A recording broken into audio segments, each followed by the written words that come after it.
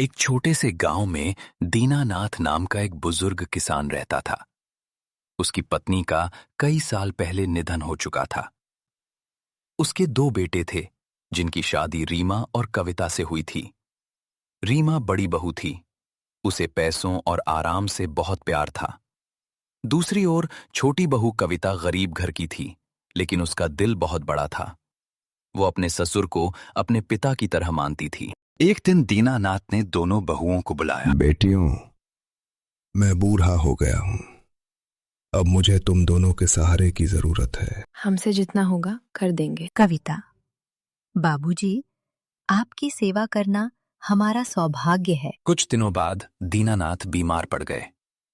Doctor ने दवाइयां लिखीं, लेकिन खर्चा ज्यादा था। रीमा, इतने महंगे इलाज पर पैसे क्यों खर्च करे?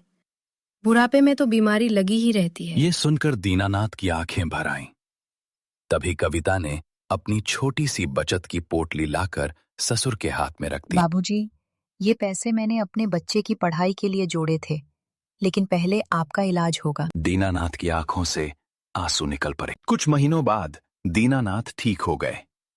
उन्होंने दोनों बहुओं को एक दिन पंचायत में बुलाया। आज मैं अपने खेत और घर का फैसला करूंगा। रीमा के चेहरे पर खुशी आ गई। उसे लगा कि सारी जमीन उसी को मिलेगी।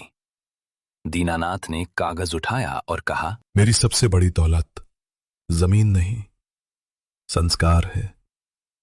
इसलिए मेरी जमीन दोनों बेटों में बराबर बांटी जाएगी, लेकिन इस घर की चाबी कविता के पास रहेगी। सभी लोग हैरान रह गए। रीमा, क्यों बाबूजी? क्योंकि जिसने रिश्तों की कीमत समझी, वही इस घर की असली रखवाली कर सकती है। रीमा रोते हुए कविता के पास आई। बहन, मुझे माफ कर दो। मैं हमेशा पैसों को ही सब कुछ समझती रही। दीदी, घर तभी घर बनता है जब उसमें प्यार और अपनापन हो। दोनों बहुएं एक दूसरे को गले लगा लेती हैं। उस दिन के बाद उस घर में कभी झगड़ा नहीं हुआ। रीमा भी बदल गई। दोनों बहुएं मिलकर अपने ससुर की सेवा करने लगीं।